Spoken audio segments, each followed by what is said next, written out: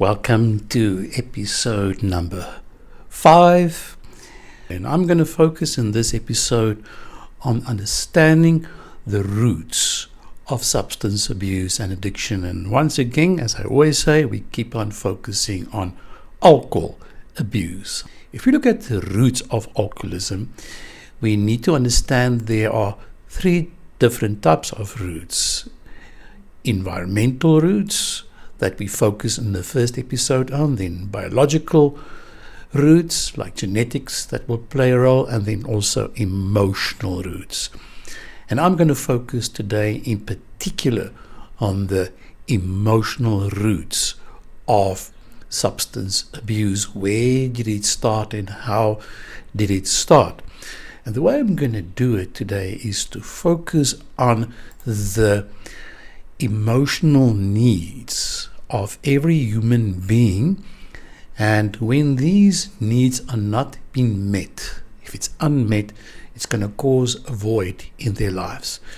And in today's podcast, I'm going to focus on the 8 different types of emotional needs that we get.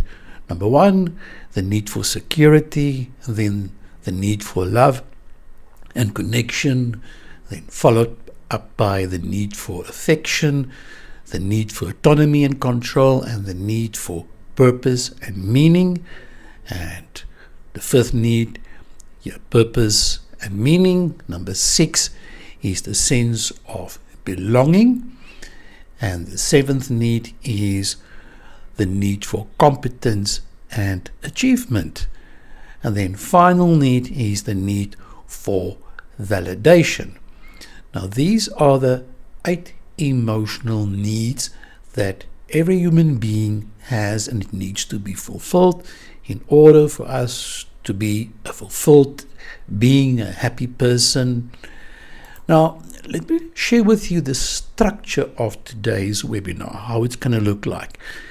I'm going to look at each of these 8 different types of emotional needs, and first of all, we're going to look at the meaning of that particular need, followed by the role of that need in the person's emotional fulfillment, and then also thirdly, that particular link with childhood experiences, and finally then, if that link was unmet, what damage it causes to people. So that's what we're going to focus on today, and I'm going to jump quickly in already to the first need, the need for security that people have. And security involves feeling safe and free from harm in our life, that you can grow up carefree, and it covers physical safety, emotional stability in our lives, and predictability in our environment. So this is the meaning of the need for security in our lives. Now, it plays a vital role in our emotional fulfillment. Like a sense of security provides a foundation for our emotional well-being, and it allows up to explore and engage with the world confidently. So it grows confidence when the need for security has been established since childhood. Now let's look at childhood experiences. Like in childhood, consistent caregiving, reliable routines, and a safe home environment contribute to this sense of security that children will get. And if they have been exposed to this security, it gives them a good foundation for being a healthy person. However, when damage is happening, what's going to be the consequences? And now we see a whole new scenario, like people lacking the sense of security may experience chronic anxiety and stress in their lives, and alcohol may be used as a means to temporarily alleviate these feelings, and providing a false sense of safety and calmness in their lives. Now, a persistent lack of security can lead to difficulties in forming stable relationships in people's lives, and thus it will start to create an increase of isolation. And alcohol, therefore, might become a coping mechanism to deal with loneliness and the emotional pain of instability. So when we do the counseling work, we would like to understand which of these 8 needs have been damaged and where the void is, so that we can address it appropriately. So that's the need for security. Let's have a look at the following one: the need for love and connection in our lives. Now, love and connection is so important. It refers to that deep sense of bonds that we create since childhood, and the emotional closeness that we have and that we share with others, in particular our significant others. And it involves feeling loved by the people around us and cared for and being understood. And as we grow up, it starts to foster a need of emotional intimacy. We know how to be intimate, be close. We experience that sense of belonging and support in our lives, and which is quite crucial for our mental health. And once again, we can also trace it back to our childhood experiences, where everything starts, like loving, nurturing relationships with caregivers and our family members in our childhood lays the groundwork for future connections in our lives. And there's damage when the need of love and connection is absent. Now, when this need of love and connection is unmet, people may feel profoundly lonely and isolated. And alcohol then can become that way to numb the pain, to forget what they experience, to numb the pain of these unhappy feelings, or as a social lubricant in attempts to connect with others.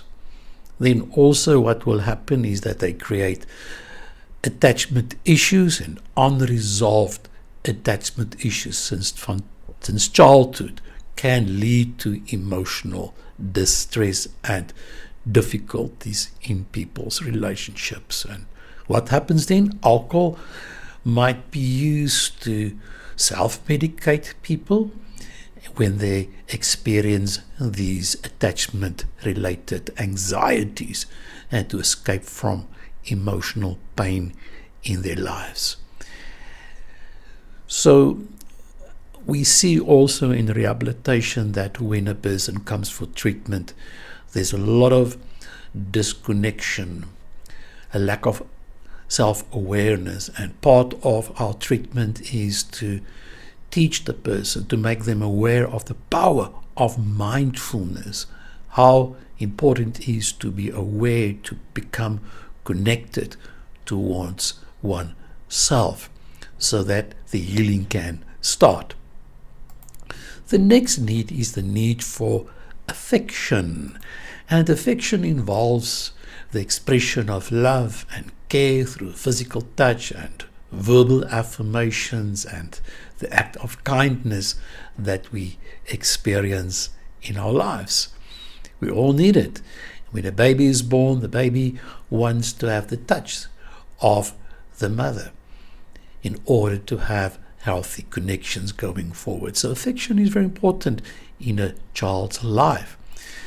And it nurtures that emotional bonds that people have. It boosts our self-esteem, and it provides comfort and reassurance in our lives. And you can imagine from childhood what a powerful role it will play in terms of physical touch and verbal affirmations from caregivers and it will help for their emotional development. However, when it's absent and the affection is not there, or it's in the form of physical violence, then this lack of affection can result in low self-worth and emotional numbness. And alcohol, once again, might be used as a way to fill the emotional void and to boost self-esteem temporarily. Now, struggles with expressing love and care can create a lot of relational problems and emotional turmoil in people's lives.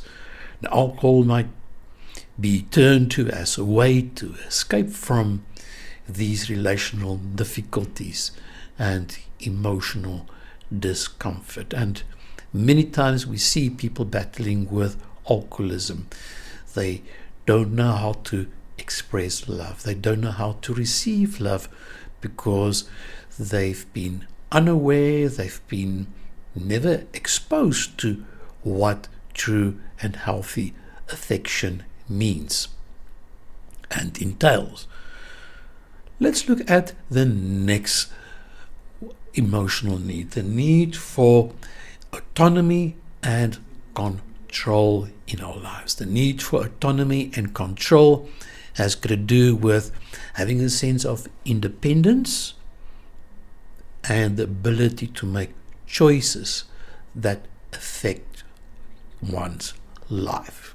So that's the need for autonomy and full control in our lives. And this need empowers us, and it fosters and produces a lot of self-confidence, knowing that you can do it.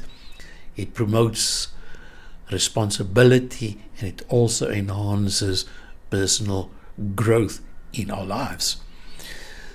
There's also, once again, a strong link with our childhood experiences, where the foundation has been laid by encouraging independence in children and allowing them to make age-appropriate decisions, and to help them develop a sense of autonomy, to stand on their own feet and to act independently, to think for themselves, and critical thinking skills that they also develop as part of their autonomy and control. The problem is when autonomy and control has been damaged, like it was either an overprotective parent or an absent parent, no rules in the house, or unclear set of rules, no boundaries, and rigid form of authoritarian parenting style, then we have a problem. People may feel either helpless and powerless, and alcohol then can provide a temporary sense of control or an escape from feelings of powerlessness. Many times it's also a form of rebellious behavior, rebellion against this authority and against this control that the alcoholic experience in their lives. And the feelings of dependency and resentment can lead to emotional distress, and alcohol might be used to cope with these negative emotions, providing a temporary escape from the perceived lack of control in their lives. So that's the need for autonomy and control. Let's have a look at the next one, the need for purpose and meaning in our lives. Purpose and meaning involve having a sense of direction and goals in our lives, a feeling that one's life has significance, to know why am I living, to wake up every morning with a reason. Why am I getting up this morning? Why am I alive? What's my purpose in life? And it plays a very important role in our emotional fulfillment, in terms of it motivates us. so that dopamine levels can be well maintained, and it provides a sense of fulfillment and satisfaction in our lives. And also, once again, there's a strong link with our childhood experiences when it comes to the need of purpose and meaning. When we encourage our children to explore interest and set goals to instill a sense of purpose from an early age, and we see parents that will stimulate the minds of children to keep themselves busy and occupied, those children, when they are adults, they know what they want in life. The problem, however, is when a child grew up without any purpose and meaning, when it was not stimulated.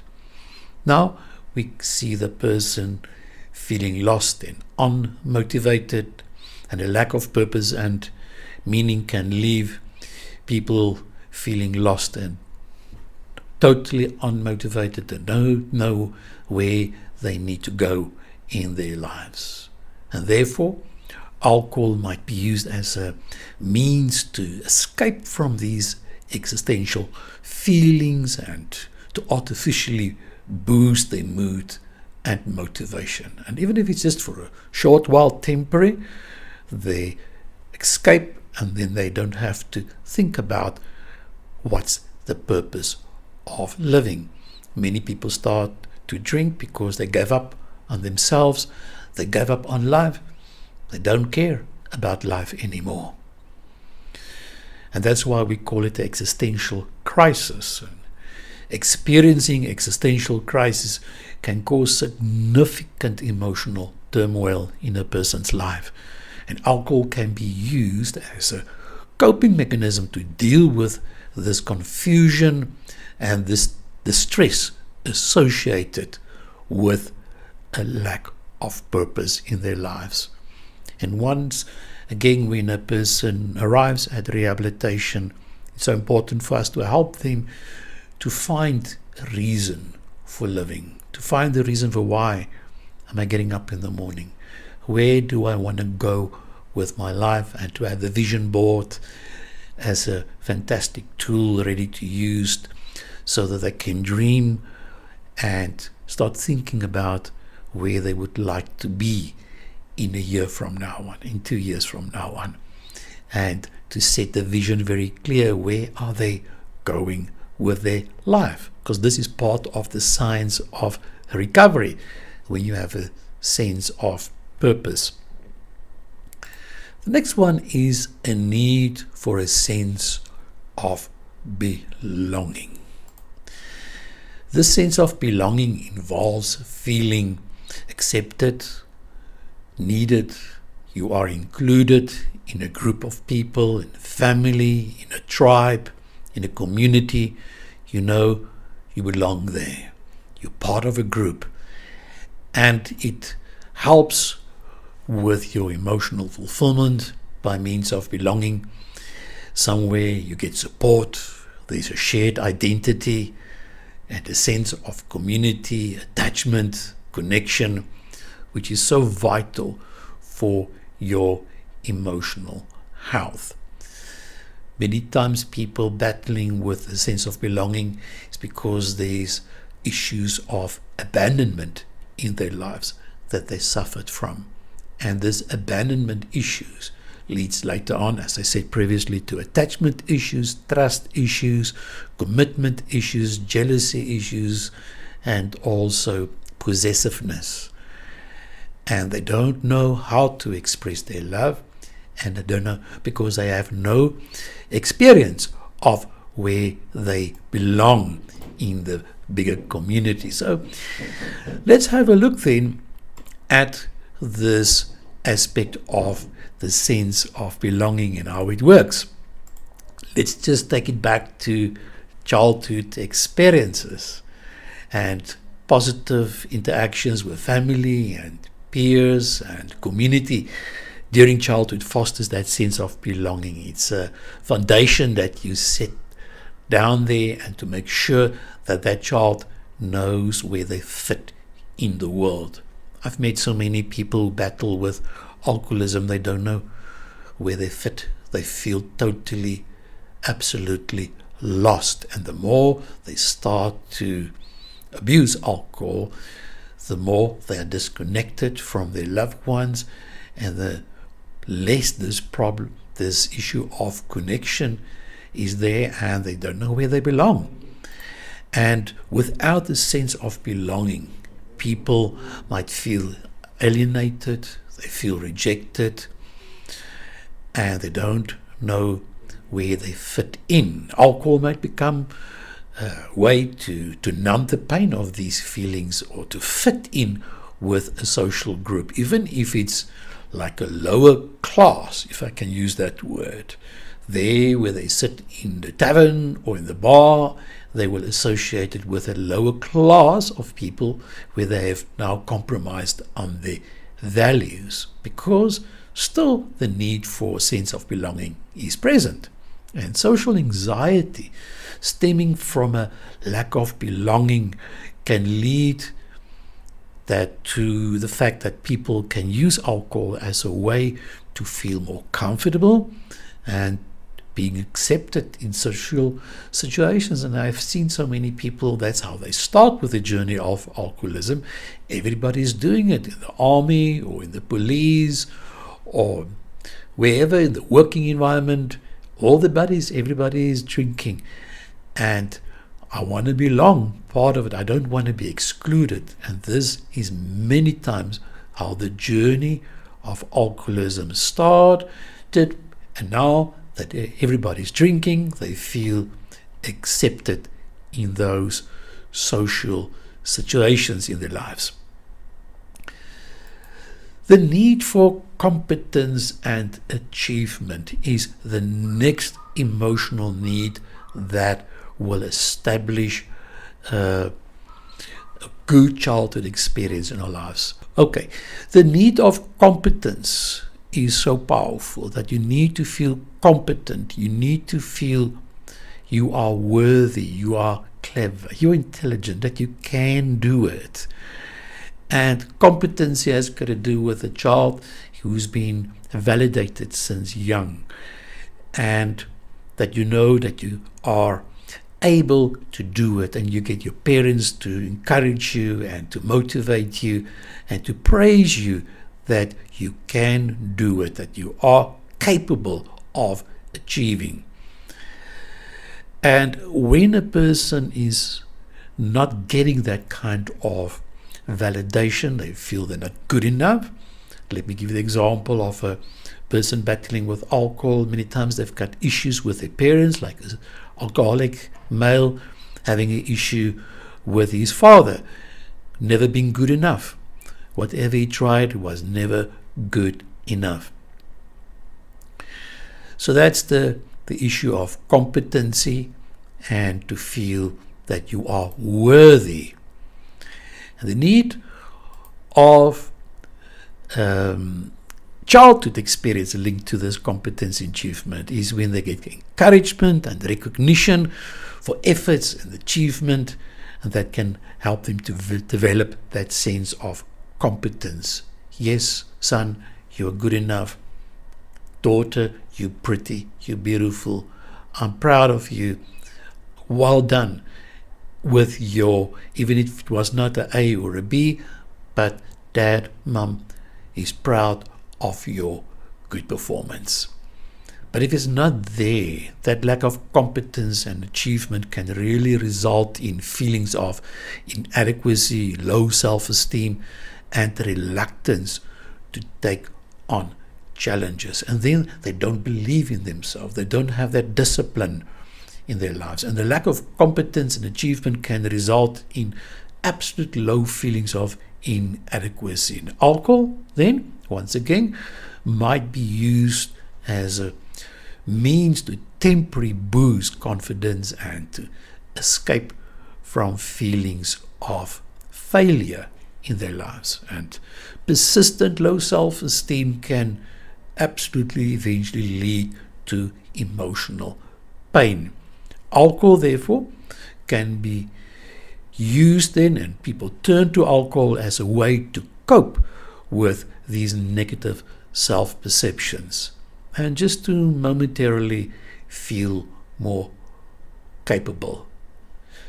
I've never met in my entire career working with people with alcoholism a person with an alcohol problem that's got a good self-esteem. Alcohol steals your self-esteem, your confidence. And many times the root has got to do with the wound that was sustained once upon a time, namely, I'm not good enough. I was never good enough. I feel incompetent.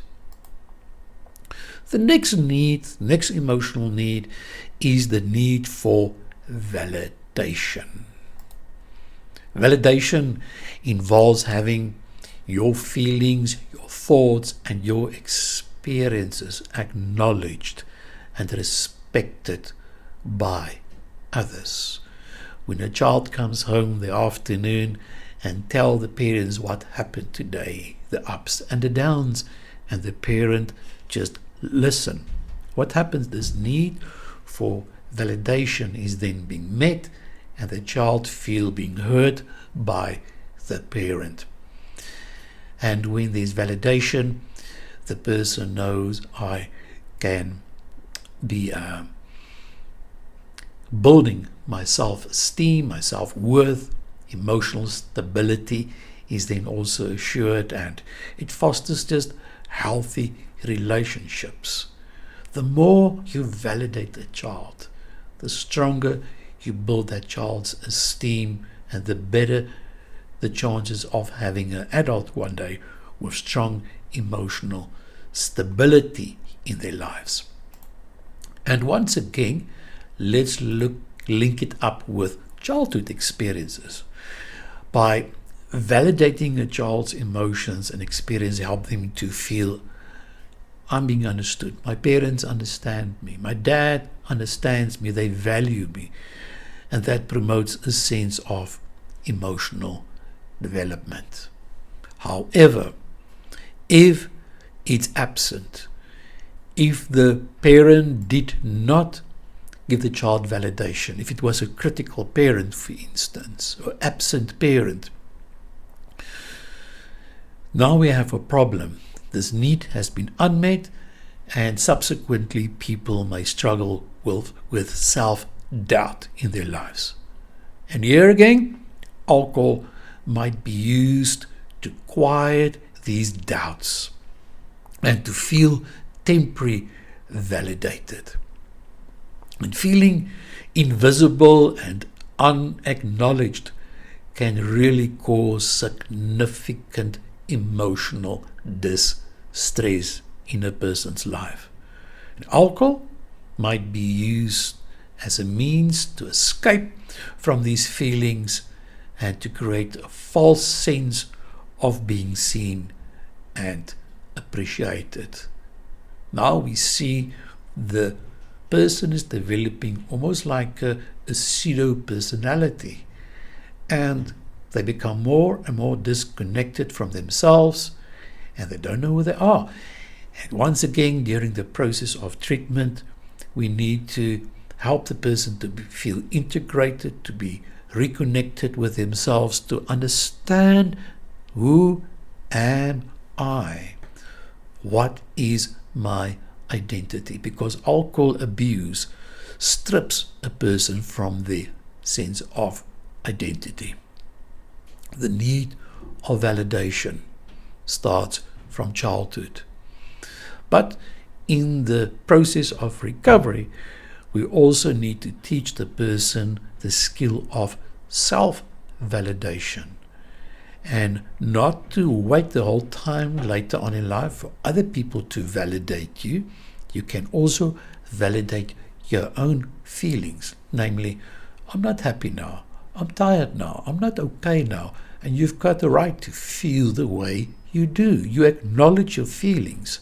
You are learning to connect with yourself and grow in your emotional intelligence, namely that you are aware of what is an emotion and what kind of emotion do I experience right now? And when you experience it, to say it, this is how I feel. I feel upset. I'm angry. I'm disappointed. I feel jealous. I feel sad. Or I'm happy. I'm satisfied. I am calm. I'm relaxed. To develop your emotional vocabulary can be one of the ways how you learn to validate yourself. Isn't it even more amazing when we teach our children to be emotionally intelligent in this way, to be able to recognize their own emotions and to validate their emotions themselves, but more if we can validate it for them, how much better it would be to raise a healthy child. But as we say here today, the problem is that when a person has not been validated, that seeking of approval, trying to fit in the world, is really a big challenge. And as I just said, alcohol becomes that way then to escape from these feelings and to create a false sense of being seen and appreciated in their lives. Well, what we did today was to focus on the 8 different types of emotional needs, and each of these emotional needs are like blocks. They are foundational blocks which is crucial for our emotional fulfillment and our overall well-being.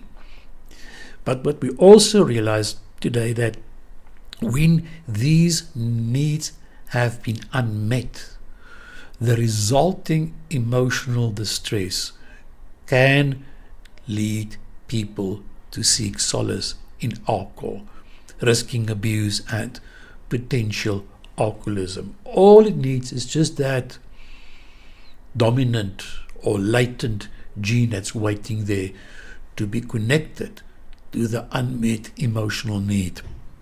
And when they are connected, we have a serious problem. So therefore, understanding and addressing these emotional needs is so essential, so crucially important in preventing substance abuse and promoting our mental health.